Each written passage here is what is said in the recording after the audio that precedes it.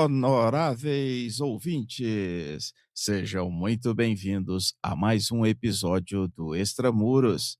Sou Washington Clark dos Santos, seu anfitrião. No episódio de hoje, vamos adentrar um dos temas mais estratégicos e, ao mesmo tempo, mais desafiadores da segurança pública contemporânea: o fusionamento massivo de dados e o papel das plataformas de inteligência de decisões no enfrentamento ao crime organizado. Vivemos em uma era em que organizações criminosas operam em rede, ultrapassam fronteiras físicas, integram atividades ilícitas diversas e utilizam, com crescente sofisticação, recursos tecnológicos para expandir sua atuação. Diante desse cenário, as instituições de segurança pública e justiça criminal enfrentam um desafio central: como transformar grandes volumes de dados dispersos em inteligência acionável, capaz de antecipar ameaças, orientar decisões e gerar resultados concretos. É nesse contexto que emergem as soluções de inteligência de decisões, capazes de integrar, correlacionar e analisar dados oriundos de múltiplas fontes, estruturadas e não estruturadas, permitindo a construção de uma visão holística e estratégica do fenômeno criminal. Para nos ajudar a compreender esse universo, recebo hoje Luiz Borges, o diretor de operações da Inspect, empresa que atua como distribuidora exclusiva no Brasil de soluções tecnológicas avançadas voltadas à inteligência, investigação e apoio à tomada de decisão. Seja muito bem-vindo ao Extramuros, Borges. Na satisfação deste momento, apresento os meus agradecimentos por você ter aceitado o convite e ilustrar a este canal com a sua qualificada participação. Uma honra tê-lo conosco. Nos últimos anos, temos observado uma transformação significativa na forma de atuação das organizações criminosas, que passaram a operar de maneira cada vez mais integrada, descentralizada e orientada por dados. Diante desse cenário, como avalias a expansão da complexidade do crime e de que forma isso impacta diretamente a necessidade de adoção de soluções de fusionamento de dados pelas instituições de segurança pública? Grande Clark, antes de tudo eu queria agradecer pelo convite. Para mim é uma satisfação muito grande estar aqui no Extramuros para poder contribuir, né, sobre um tema tão relevante no contexto das nossas agências de segurança pública. Eu costumo me apresentar como um consultor de tecnologia voltada para a atividade de inteligência e investigação. Já são quase 15 anos atuando nesse nicho de mercado, especificamente tecnologias para apoiar as diversas agências de segurança pública aqui no Brasil, sempre atento às necessidades reais das instituições, dos nossos clientes, os desafios vivenciados pelos investigadores, os analistas, enfim, diversos atores que a gente tem a oportunidade de interagir. No que diz respeito ao tema que você trouxe, né, em relação às organizações criminosas, a evolução dos crimes e como as soluções de fusionamento de dados elas podem ser úteis no contexto das diversas agências, o Brasil vive, em termos de organizações criminosas, uma situação muito peculiar. O mapa das organizações criminosas de 2024, elaborado pela Senapen, aponta hoje a existência de pelo menos 88 grupos criminosos mapeados dentro do sistema prisional brasileiro. Entre eles, naturalmente, os mais conhecidos são o próprio PCC e o Comando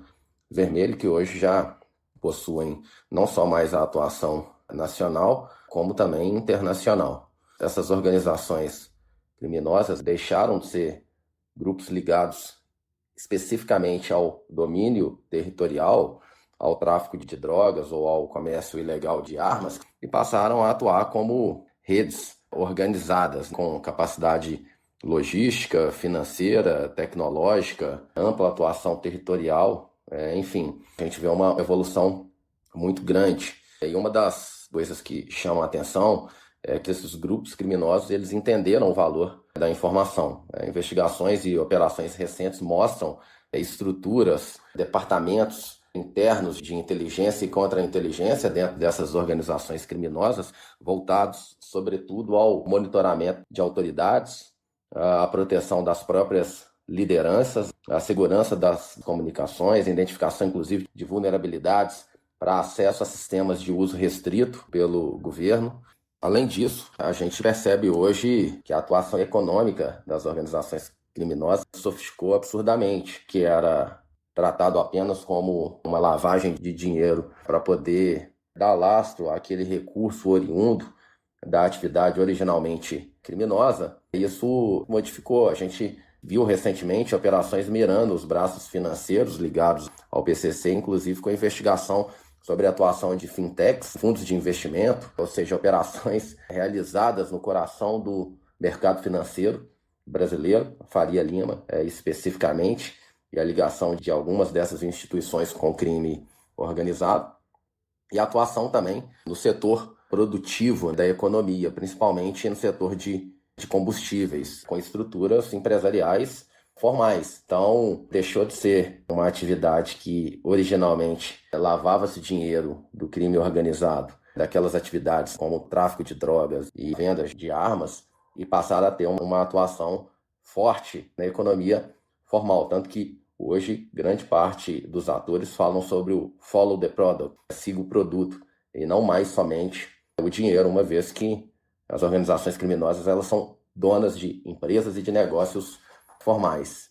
Então a gente não está falando mais tão somente do crime armado na ponta, né? A gente está falando de uma estrutura sofisticada que já está atuando formalmente na economia, movimentando recursos e se infiltrando cada vez mais em cadeias produtivas.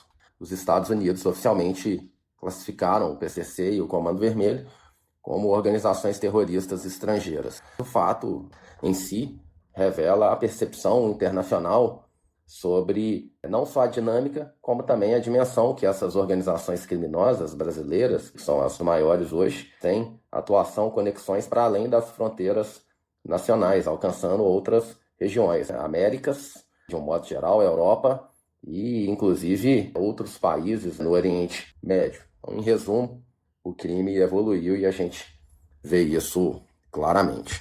Além disso, eu gosto sempre de recorrer a um artigo publicado no Anuário Brasileiro de Segurança Pública que trata das novas configurações dos crimes patrimoniais no Brasil. Esse artigo é bem interessante porque ele mostra como a dinâmica do crime patrimonial mudou, sobretudo com o evento da pandemia. Então, os chamados crimes de oportunidade, furtos e roubos, eles sofreram uma redução significativa, uma vez que, com as medidas adotadas pelos governos de colocar as pessoas dentro de casa e reduzir a circulação de pessoas nas ruas, por consequência, se diminui a quantidade de possíveis vítimas nas ruas para esses tipos de crimes. Então, aquele criminoso comum de rua passa a não ter mais vítimas nas ruas e as residências que poderiam ser invadidas, agora elas estão com pessoas. Mas o crime não deixou de ocorrer. Em que pese a gente tenha percebido uma diminuição drástica nesses números, e é isso que o artigo reporta, o crime não desapareceu, ele não deixou de ocorrer, muito pelo contrário. Ele migrou. Então o que a gente observa a partir de 2018 é uma forte reconfiguração dos crimes patrimoniais, com um crescimento expressivo dos crimes de estelionato, principalmente oriundos das fraudes eletrônicas e dos golpes virtuais, os golpes de WhatsApp e por aí vai. Então, entre 2018 e 2022, houve um crescimento na ordem de 326% dos crimes de estelionato no Brasil. Em 2022, apenas, foram mais de 1,8 milhão de ocorrências, sem falar da subnotificação desse tipo de crime. Mas pegando aqueles que foram, de fato, reportados, isso é uma média de aproximadamente 208 casos por hora. Não por acaso, em 2021, o legislador viu a necessidade de tipificar a fraude eletrônica justamente como uma tentativa de resposta ao crescimento dos golpes praticados por meio das redes sociais, dos aplicativos de mensagem, contatos telefônicos, enfim, os meios digitais diversos. O celular passa a ser o principal meio de acesso do criminoso à sua vítima, né? Então, você tem diversos tipos de crime ocorrendo, tendo como porta de entrada o celular, desde o aparelho furtado ou roubado, no sentido de ter acesso, então, às contas bancárias para a realização de transferências, como também os golpes, na maioria das vezes, através de técnicas de engenharia social, levam um terceiro a transferir recursos para a conta de laranjas ligados a essas organizações criminosas. Então esse é um cenário em que as agências de segurança pública e os agentes de segurança pública eles estão inseridos aqui no Brasil. De um lado, você tem as organizações criminosas com uma enorme capacidade de recrutamento de recursos humanos, recursos financeiros à disposição para a contratação e uso de tecnologia. E do outro lado, o Estado que não consegue, na mesma medida e na mesma velocidade, abrir concursos públicos, formar pessoas, capacitar equipes, contratar tecnologias, porque o esforço administrativo de fazer um concurso, de fiscalizar e operar dentro dos marcos legais, adiciona um overhead. O Estado ele é lento, ele não tem a mesma agilidade. E os recursos também eles são finitos, tanto humanos quanto os recursos financeiros. A gente está vivendo claramente uma batalha assimétrica.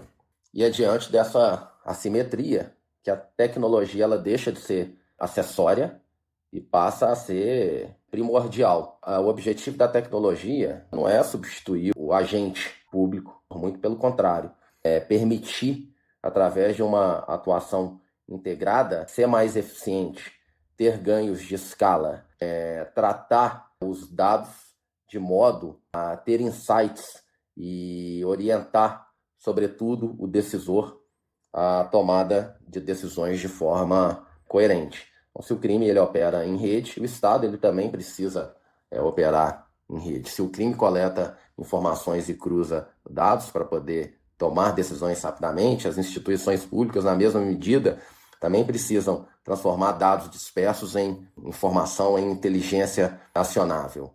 E é exatamente aí que entra o tema da nossa conversa hoje, como o fusionamento de dados pode auxiliar as agências de segurança pública e as autoridades no processo investigativo, na produção de conhecimento e na tomada de decisão a partir dos diversos dados, das diversas fontes existentes, concentradas num ponto único.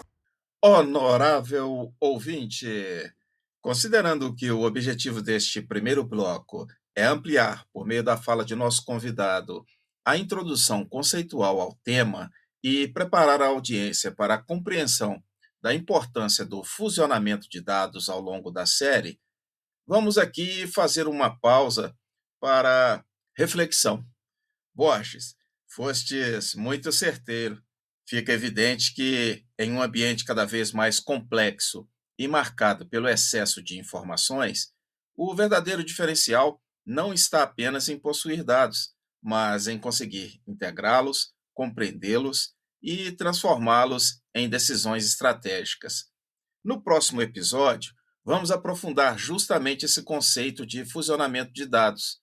Vamos explorar como diferentes bases de informação podem ser conectadas para revelar relações invisíveis aos métodos tradicionais de análise, ampliando significativamente a capacidade de investigação, produção de inteligência e apoio à tomada de decisão nas instituições de segurança pública e justiça criminal.